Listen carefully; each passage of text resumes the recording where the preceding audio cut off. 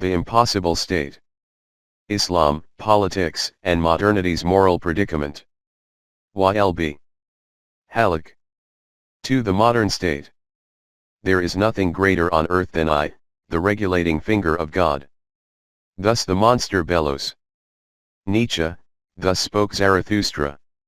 The notion that modernization means repeating the Western experience of modernity, and so of converging upon Western institutions and cultural forms, is itself one of the principal illusions of the modern age, subverted by many of the most decisive developments in modern history.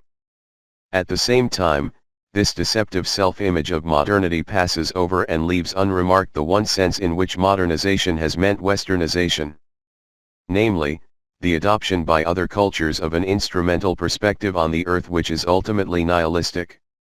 John Gray, Enlightenment's Wake. Kant once said that even a band of devils can found a state, provided that they have only the necessary intelligence. Despite Kant's legitimate point about the requirement of reason, he can still be corrected on this count, to judge by the empirical evidence in both recent and historical political experience. A state of this minimalistic nature, whether or not led by a misguided or devilish band, can never be modern in the true sense of the word. It cannot be paradigmatic, nor can rationality be its sole prop. The modern, whatever meaning we assign it, is always connotative of complex structures, most notably in the case of the state. Kant's aforementioned standards at least presuppose that one can speak of the state as the site of political engagement, if not, as Carl Schmitt vehemently insisted, as an analytical category. But even this much is not conceded by some political and sociological theorists who spurn the concept of the state as a useful analytical field. I shall side with Brian Nelson and others who do not subscribe to this view and who counter by ascribing ideological motives to its proponents. I therefore join the majority of writers who have viewed the state as both an ontologically meaningful and analytically viable entity. The question then is, what constitutes the phenomenon of the modern state?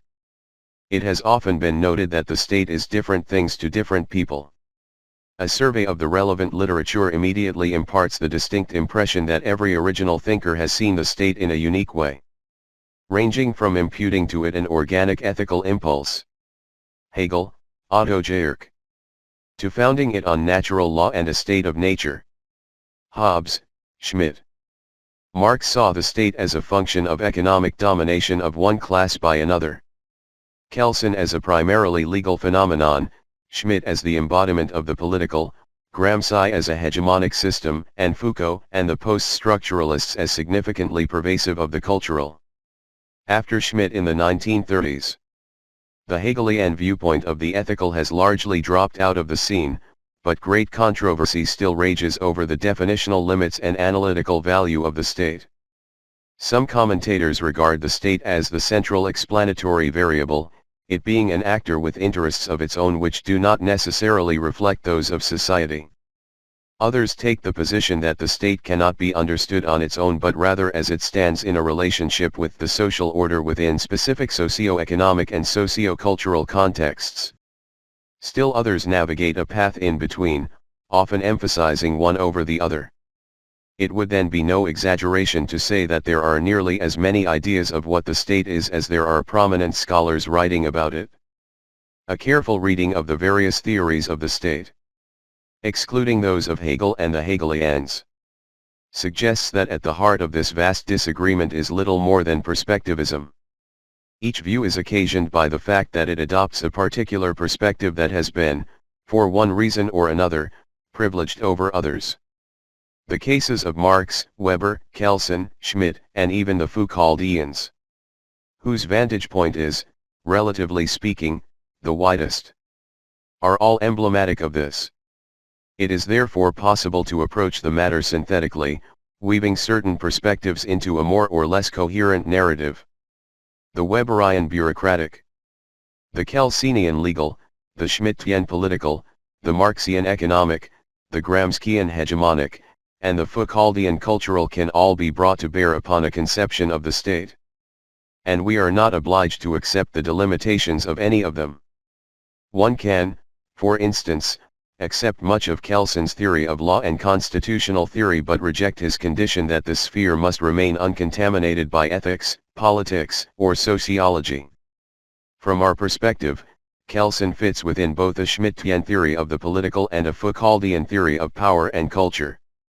For our purposes, perforce also perspectivist, all these and several other theories remain highly useful and will therefore be drawn upon. Furthermore, our account of the state need be neither comprehensive nor exhaustive. Although it is important that we not overlook features of the state that are either inherent to it or necessary for our query about the Islamic State. For the absence from our account of any such feature could obviously be detrimental to evaluating the possibility or impossibility of this state. Accordingly, I will distinguish between the form and content of the state. Regarding the content as a variable or a set of variables and the form as consisting of fundamental structures or properties that the state has in reality possessed for at least a century and without which it could never be conceived of as a state, being that essential.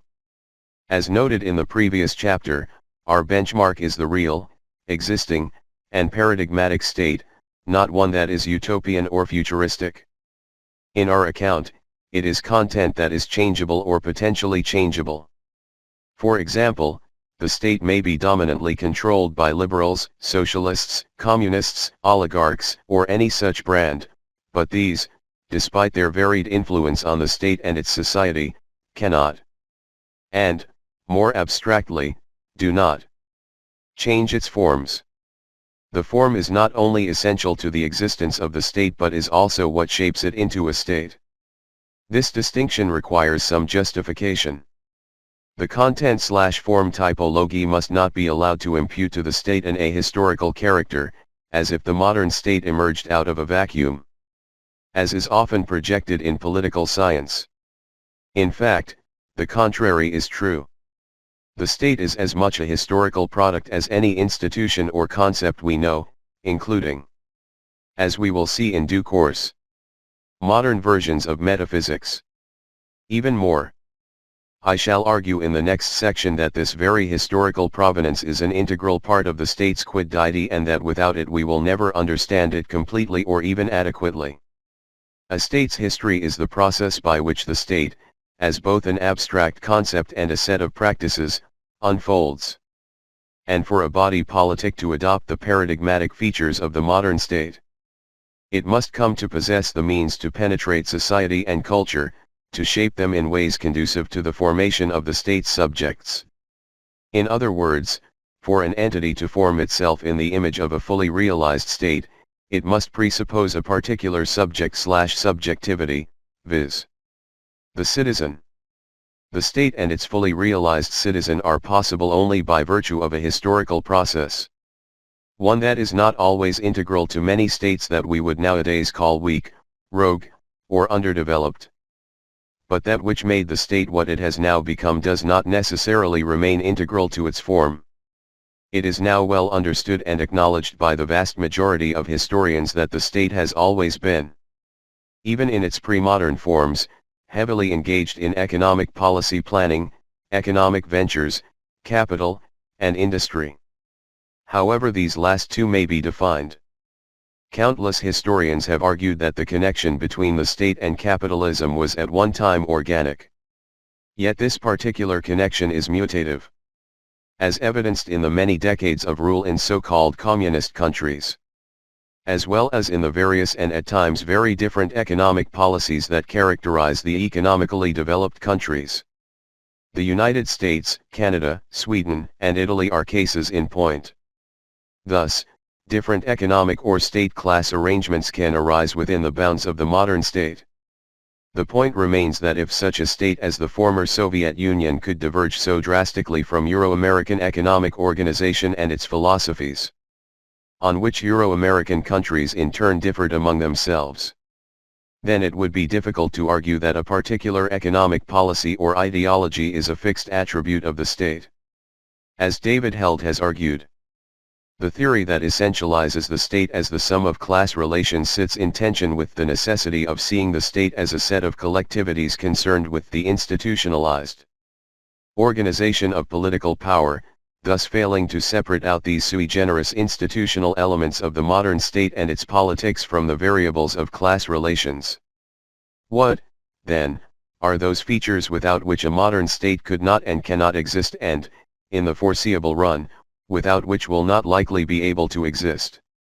Before addressing the question in both of its variants, I wish to emphasize, yet again, that the question does not presuppose a fixed concept of the state or a concept of a fixed notion of state, one that is ahistorical and therefore unchangeable. The question, again posed from the perspective of concern about the Islamic State, rather posits a particular trajectory in which the paradigm of state requires certain constitutive features that happen to remain essential for the regular operation and existence of the modern state. This is not to say that a form property in the present day cannot or will not become a content attribute, a mutative quality, at some point in the future. This is clearly possible, just as the issue of capitalism, essential to the rise of the state, proved to be after the Bolshevik Revolution. The future obviously can admit a wide range of possibilities, all responsive to the progressively rapid changes of and in the modern project. But if we are to speak of what an Islamic state would look like in the present or foreseeable future, we must consider the facts on the ground as they have actually existed for a century or longer. If and when one or more of our form properties is reduced to a content attribute or eliminated altogether, then someone might reconsider the issue and might want to write another book asking questions of the sort the present book poses. As things stand today and have stood for a long while, and, importantly, as far as our question about the possibility of an Islamic state is concerned, there are 5 form properties possessed by the modern state without which it cannot, at this point in history, be properly conceived. These are: 1. Its constitution as a historical experience that is fairly specific and local. 2. Its sovereignty and the metaphysics to which it has given rise. 3. Its legislative monopoly and the related feature of monopoly over so-called legitimate violence. 4. Its bureaucratic machinery. And 5. Its cultural hegemonic engagement in the social order, including its production of the national subject. As we will see, the nation as a political community and political concept, as well as the nation's education and educational institutions, are integral to this cultural hegemony. Although these 5 attributes will be discussed under separate headings, they are substantively, methodologically, and theoretically inseparable from one another. One may issue from, impinge upon, or be the consequent of the other. Frequently, as we will soon see, they all stand in dialectical relationship with the others. 1. The state is a specific historical product. All things in the world are historical, including, in one important sense, God himself. But this is not quite the sense in which the state is historical, for its historicity is far more concrete than metaphysics requires. The modern state represents a process of becoming, the unfolding of a novel and particular political and politico-cultural arrangement that is distinctly European in origin. This is to say that no other part of the world produced, on its own, this particular political arrangement. Europe, defined in geographical and human terms, was the near-exclusive laboratory in which the state was first created and later developed, and Euro-America remains until today the location of the paradigmatic state. The mild qualification near-exclusive is intended to make allowance for a second-order dialectic between the paradigmatic socio-economic and socio-political developments in Europe and those in its colonies, especially during the 19th century. For there is no doubt that the colonial powers learned some lessons from their political and legal experiments in colonized lands, particularly the British in their conquest of India. But this, as noted, was subsidiary to the paradigmatic transformations that Europe was undergoing in the 18th and 19th centuries.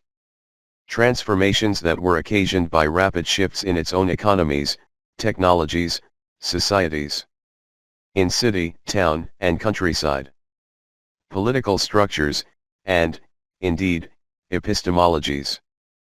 Within this last category there must be included not only new forms of governmentality, where the political intermeshed with the socio-cultural, producing new forms of subjectivity, but also the massive intellectual movement of the Enlightenment, which has had tremendous influence, within an extensive dialectic, on the state. The Enlightenment, also of European province despite its early massive indebtedness to the Islamic sciences, not only conduced to the making of the modern state but also, and just as importantly, provided the requisite ideological justification for this new form of political and politico-cultural system. To say, therefore, that the modern Western state is above all the product of historical contingency is not only to offer a sound historiographical description but also to define an essential characteristic of this modern institution. Partly as a result of ideological legitimation, the state in much of political science discourse appears as an abstraction, as a universal and timeless subject. The trend promoting this timelessness and universality began early in the 18th century, when the concept of the state was connected with the theories of progress, rationalism, and civilization. It was widely believed throughout Europe that fully civilized human beings lived within the bounds of state systems and that those who did not, and they happened to live outside Europe, belonged to inferior tribal societies who were scarcely human. This belief took various forms, one of which, the Hegelian, went so far as nearly to mythologize the state and attribute to it a pervasive moral fiber, an attribution that was rejected as spurious by successive generations of European philosophers and political scientists. Its positivist nature and purely matter-of-fact realities fully accepted. The state instead came to be associated with a value-free scientific method that was presumably based on universally valid laws. The product of this sort of conceptual association was the distorted view that, because the state lends itself to empirical examination and thus to the scientific method, it is subject to universal scientific principles that must by definition be as timeless as reason itself. While this ideological construction of the modern state may readily qualify as a form property and therefore as utterly indispensable for the existence of any enduring state, it remains, like all other form properties, a byproduct of historical evolution and historical context. And it is precisely here that the apex and backbone of this property comes to the fore.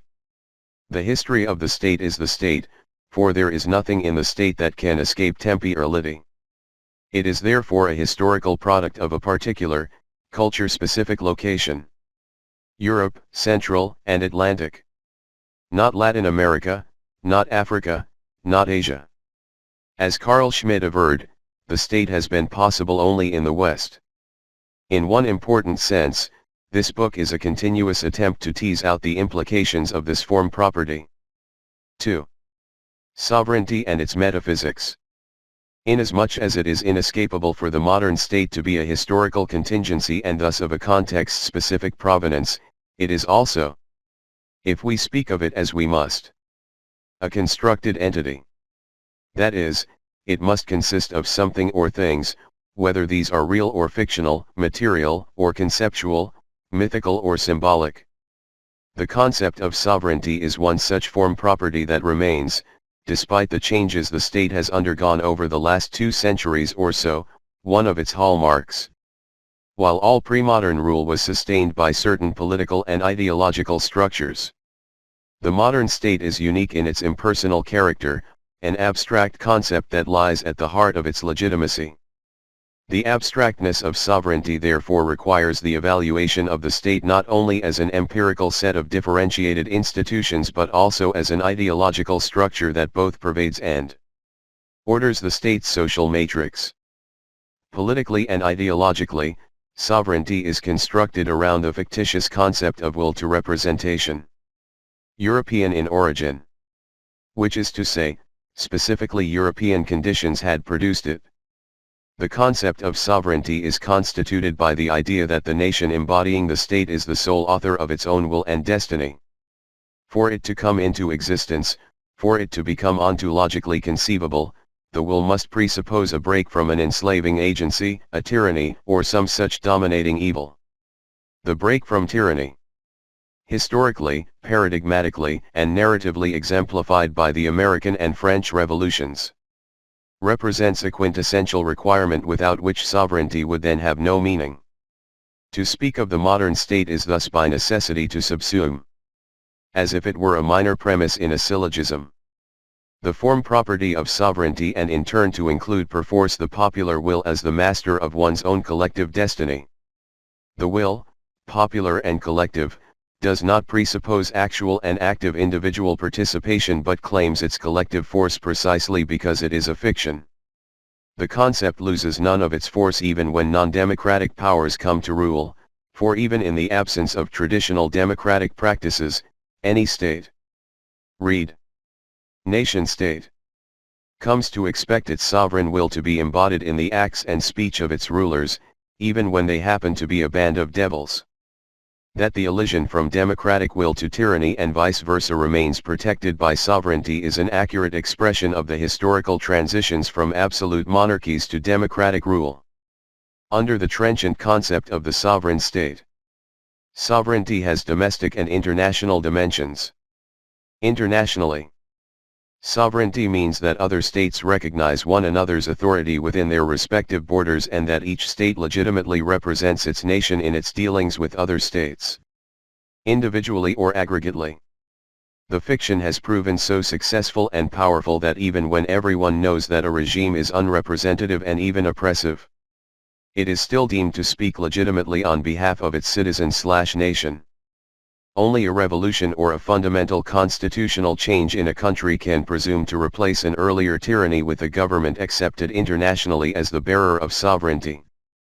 But although violence makes and breaks the representation of sovereignty, it is insufficient to constitute a state as a legitimate member of the international community. For sovereignty must be literally constituted, legally speaking, through a politico-juridical constitution. Otherwise, it will remain nothing more than an act of arbitrary violence. Violence, therefore, is the direct route to sovereignty when it is an expression of a juridically constituted popular will. This international arrangement, mapped out in principle in the aftermath of the so-called Peace of Westphalia, 1648, is structurally connected with the internal, domestic dimension. Within a nation's borders there is no order higher than that of the state. Its law is the law of the land, so to speak. It cannot be countermanded and cannot, as a law, be appealed to any higher order, for it is, after all, the expression of sovereign will. Any such challenge would lack a claim for moral support.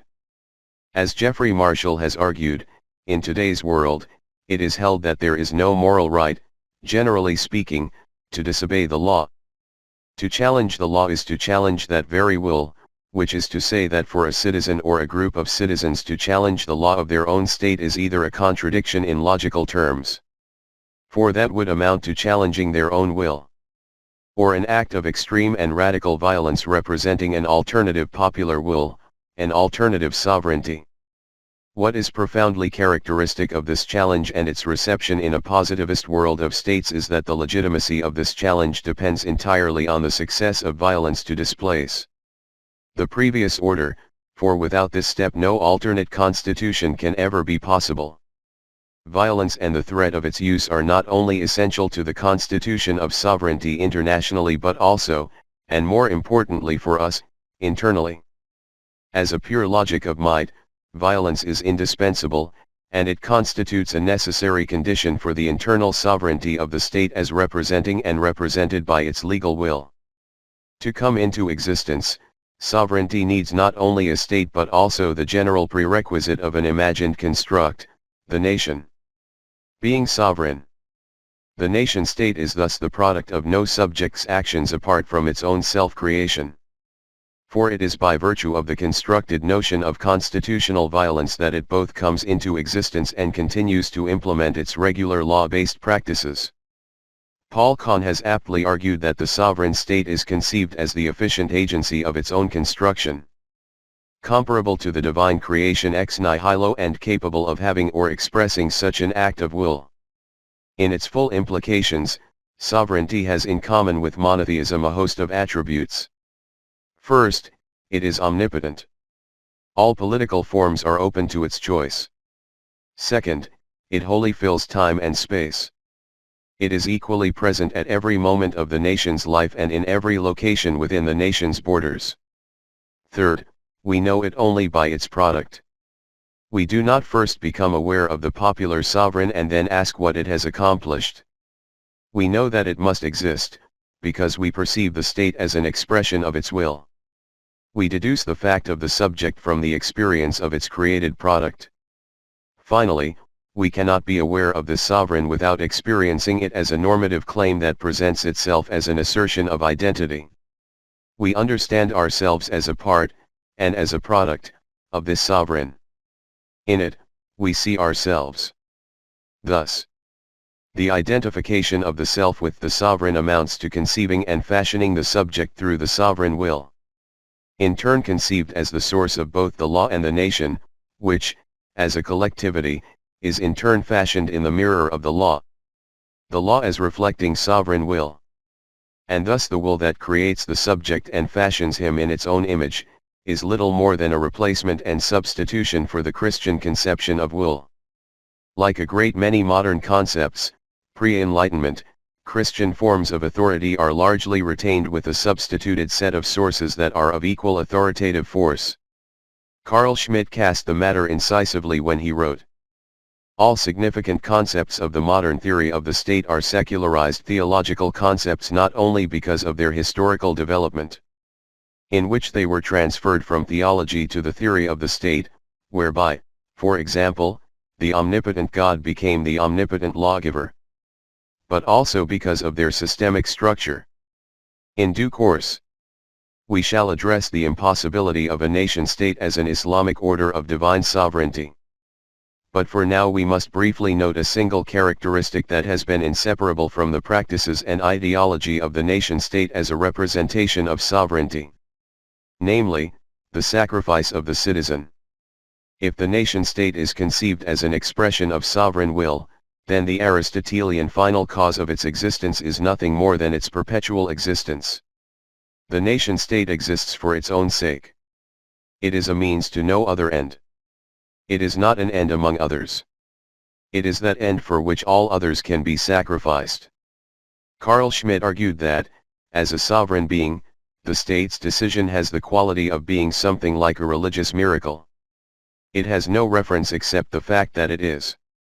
The supremacy of the state as the highest value, which the citizen must always privilege, is not a value outside of, or external to, the citizen.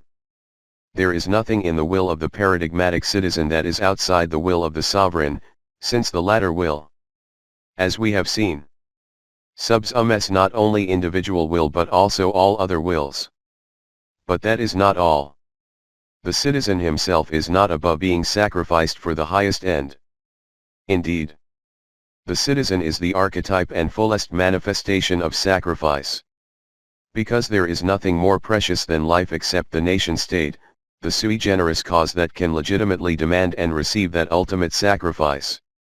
To be a citizen therefore means to live under a sovereign will that has its own metaphysics. It is to live with and under yet another God, one who can claim the believer's lives.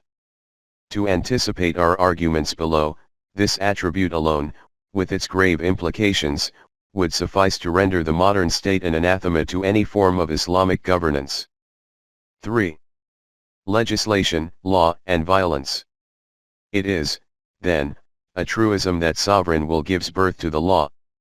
The law constitutes the very expression of that will, it being sovereignty's most paradigmatic manifestation in the practice of governance. If sovereignty constitutes one of the essences of the state, then the capacity to produce law is another cognate essence, an attribute without which no state can continue to be conceived of as a state. In the next chapter, I will detail the location of law within the modern state system, a location that is of significance to our inquiry into the Islamic state. But the fact that the modern state, as an integrated and integrating system, that is, integrating branches of government, departments, agencies, administrative and military functions, etc., by necessity produces law is an attribute that we, in this context, cannot and must not take for granted. As an expression of sovereign will, the state is the godlike lawgiver par excellence.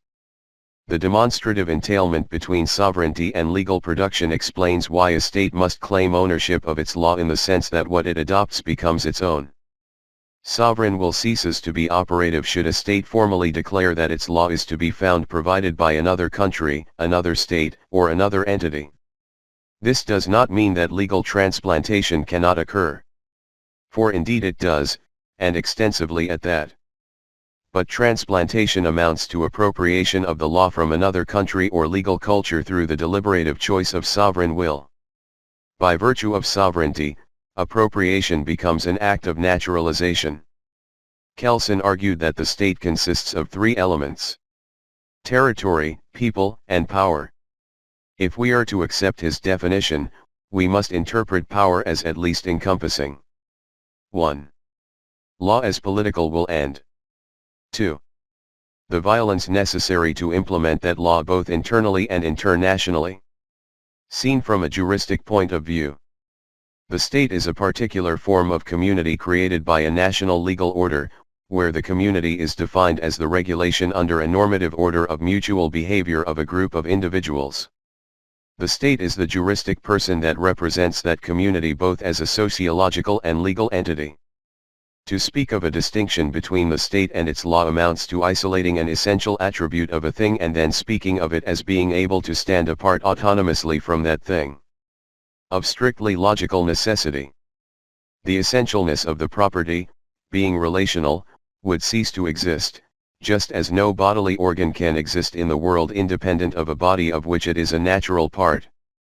Kelsen is right to insist that we have no reason to assume the existence of two different normative orders, one of the state and the other of its legal order. We must admit, he argued, that the community we call state is its legal order and nothing less.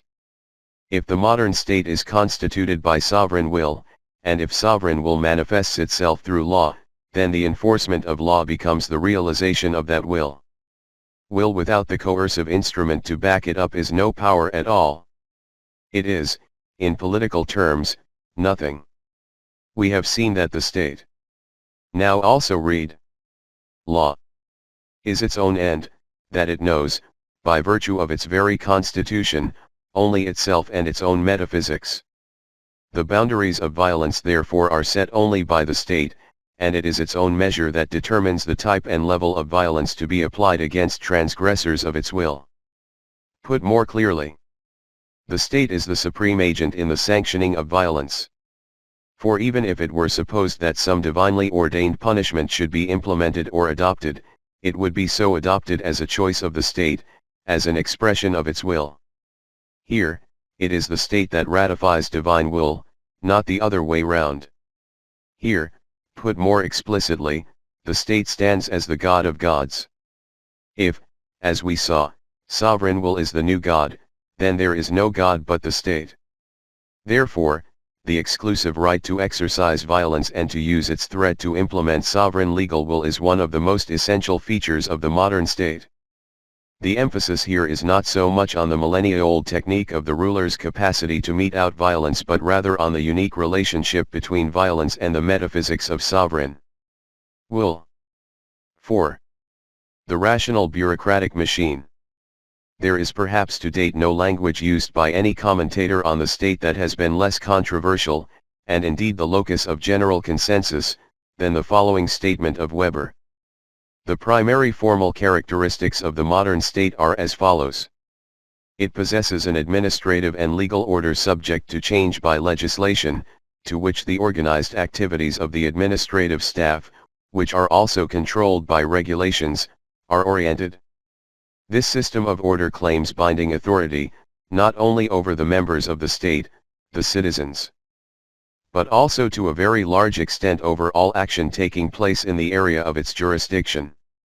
It is thus a compulsory organization with territorial basis. Furthermore, today, the use of force is regarded as legitimate only insofar as it is either permitted by the state or prescribed by it. The claim of the modern state to monopolize the use of force is as essential to it as its character of compulsory jurisdiction and of continuous operation. In Weber's political sociology, the administrative order, both an integral part and an extension of the legal order, exhibits a characteristically rational type of domination. The central features of this domination are the principles of voluntarism and systematization. Voluntarism is said to be a rationally based and thus deliberately created political organization that precludes it from being determined by tradition or religious decree. This rationality justifies not only reform and alteration of any existing order but even, at least theoretically, its total removal from existence by and through political will. Within the political, therefore, rationalism amounts to the creation and reproduction of contingency and its concomitant attribute, arbitrariness. On the other hand, systematization entails not only the calculability of the administrative order as an empirically measurable and measuring entity but also, and more important for our purposes, its standardization. In the impersonal structure of bureaucratic rule, all is treated equally, and rationality here is seen in the image of the blind lady of justice. Weber is right to emphasize this aspect and to hold what I think to be a largely correct view that this standardization implies equal treatment not only of the general populace but the members of the state apparatus themselves. But unlike Marx and several others, Weber does not equally nor adequately emphasize the complex relationship between the ruling and dominant elites on the one hand and legal and bureaucratic structures on the other. To state the case minimally, no reasonable/rational argument can be made that this structural relationship creates equality between this rational bureaucratic order and the disadvantaged multitudes in the social order. This is why Marx believed that bureaucracy should disappear from the future communist world. Since it is, like the state, an irresponsible and exploitative institution that subjugates one class by another. A pre-modern Muslim jurist would, though for somewhat different reasons, endorse Marx's view with enthusiasm. The more important point here is that, even for Marx, there shall always exist a dominating bureaucratic structure as long as the state exists, for this structure constitutes its essence. On this essentiality of the bureaucratic, Weber and nearly every other theorist agree. The history of the last 2 centuries has fairly consistently shown that revolutions and regime changes have managed to alter significant features of rule and even social structures. But bureaucracy was never one of these.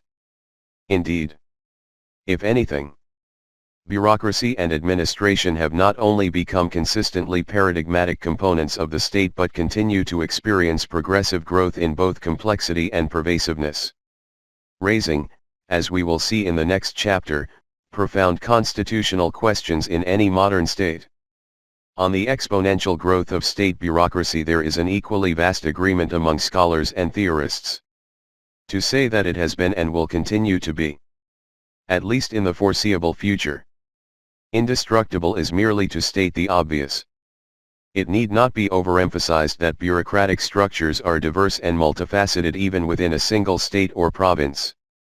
By the nature of their jurisdictions, they even tend to compete. State bureaucracies for immigration and labor are, for obvious reasons, a case in point. So are the educational and military bureaucratic fields. Their competitiveness also manifests itself along the lines of so-called separation of powers, where legislative, judicial, and executive bureaucracies tend, by their very raison d'être, to protect their respective domains. Yet, although they are differentiated, they are simultaneously bound up within a controlling paradigmatic structure, what is often euphemistically called centralization. All bureaucratic divisions, even at the lowest levels, are supervised and controlled by higher unifying administrative units, which in turn tend to accumulate under their jurisdiction various bureaucratic divisions that exhibit the feature of competition, if not turf protection. Put differently, the more bureaucracy expands, the more it falls under unified organizational rules, thereby creating a hierarchical structure of administration. If centralization means anything, and certainly it does not mean the center of a periphery of equidistant points. It is a top-down, pyramidal structure. It is the top of the pyramid that rules and administers, and it does so through the bureaucratic technique. Thus, bureaucracy is the tool and instrument of administration, and administration, in the modern state, is the organization of control, governing, governmentality, and violence.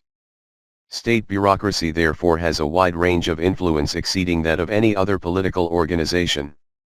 Corporations, political parties, NGOs, etc. State bureaucracy in fact regulates such sub-bureaucratic structures, orders them, and renders them subordinate to its rational imperatives. It also goes further to regulate civil society, from registration of birth to the certification of death. And almost everything in between. Schooling, higher education, health, environment, welfare, travel, labor, safety at work, taxes, public hygiene, parks and entertainment, etc. In other words, bureaucracy not only intrudes on the private sphere and civil society, but it also, and importantly for us, orders and sets the standards for the community.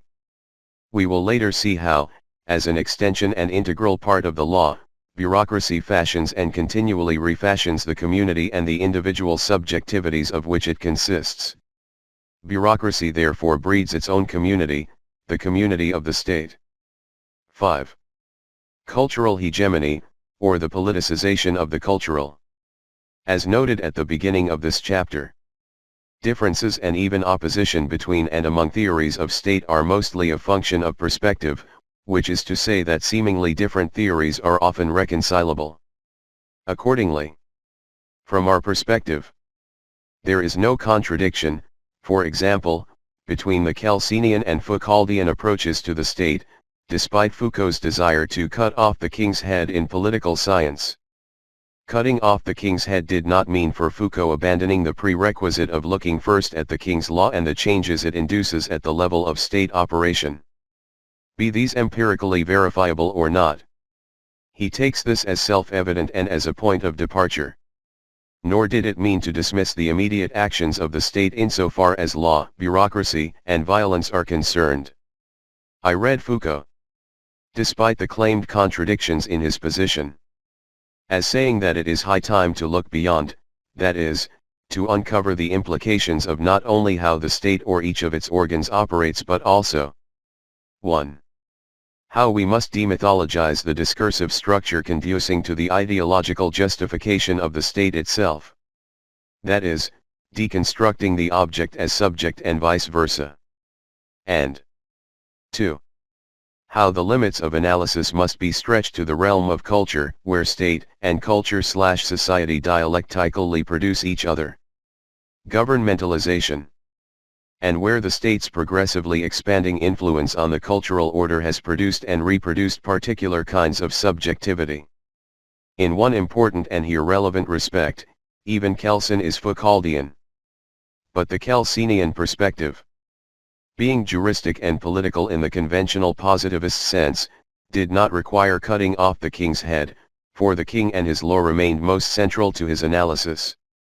Nonetheless, Kelsen would not have disagreed with Foucault on one essential phenomenon, namely, that society is not to be seen as separate or distinct from the state. Any claim that they are so separate, he argued, can be substantiated only by showing that the individuals belonging to the same state form a unity, and this unity is not constituted by the legal order but by an element which has nothing to do with law. However, such an element cannot be found. Kelsen, here, would be in even greater agreement with Foucault if he were to bestow on the term constituted a performative value.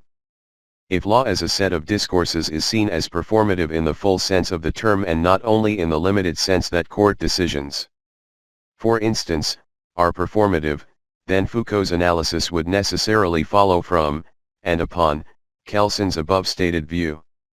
It would and should be seen as integrating Kelsen's analysis and expanding its range to the subsuming and subsumed realm of the cultural. We shall address the state/culture dialectic in more detail in the 4th and 5th chapters, but for now the argument must be limited to this dialectic as an essential form property of the state. For there cannot be a full-fledged and stable state without the presence of this dialectic. One may even say that the internal coherence and strength of any state significantly depends on its ability not only to organize society, which it does by its very constitution, but also to penetrate it culturally. If the Islamic State is to be treated as a state, properly so defined, then it must come to acquire the dynamics of this dialectic, for there is no stable and paradigmatic state. For example, Euro-American states. That can be deemed sustainable without it? If it is true that sovereign will is constitutive of the state, then no autonomous authority can be imputed to any unit or entity within the state. This is why the European state destroyed all such internal entities and why many of the Third World states today are states in name only, created as legal fictions by colonizing powers in the last century. They are states attempting to rule essentially segmental societies based on tribal or other local units that are the locus of political loyalty and that strive to function independently of the state. Of course, the destruction of such internal entities is the first concrete step in the state's cultural penetration, as classically exemplified in the rise of the English and French states since the early 18th century. Cultural penetration presupposes the destruction and reconstitution of traditional prestate socio-cultural units, and both are thus successive stages through which sovereign will comes to manifest itself. Some analysts have rightly capitalized on the distinction between two types of power, one of which involves the capacity of an agent to force another to do or not do something, thereby reducing the relationship to a unilateral form of coercion. The other generates the reception of, and cooperation with, power on the part of the very subject that is subordinated to that power. Thus, under this second type of power, the state's ability to work through the various units of civil society increases state autonomy by virtue of its success in generating the greatest sum of social and cultural consent. Those analysts who see in this sharing of power a negation of the position expressed by Michael Mann, for one, that state power is held over society are themselves subject to the very paradox they create, for they also argue that this sharing of power increases state autonomy.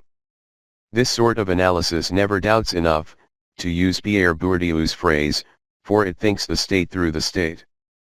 As much political science does, it conduces to the legitimization of the state and its ideological apparatus while studying, or claiming to study, the state. This legitimizing scholarly project exemplifies the very issue at hand. That through state schools and an education regulated by state law, which destroys earlier forms, a paradigmatic scholarly elite is created and recreated as a cultural domain responsive to the state's overall penetration of the social order, arrogating to the social order an agency that stands autonomous from the state denies, indeed contradicts, both the essence and ramifications of sovereign will, that is, a state political order that knows only itself, its law, its bureaucracy, and its violence. If we accept the historical contingency of the state, as we must, then we must also accept its contingent yet ever-present foundation as the locus of sovereign will.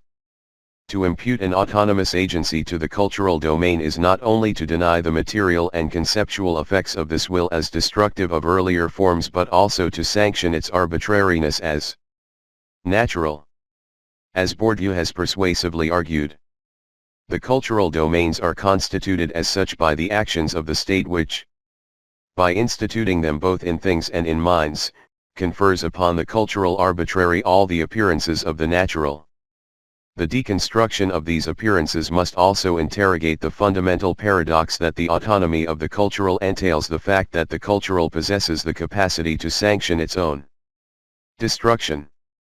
If we accept that the state knows only itself, that it is its own end, that it knows no other end, and that therefore it is inherently incapable of sanctioning its own destruction, then the implication that the cultural domain sanctions its own destruction would make total nonsense of any claim for the autonomy of the cultural Later chapters of this book will further explore the foregoing themes as well as their implications within the structures of the modern state and its society. In conclusion to this chapter, however, I stress 2 points.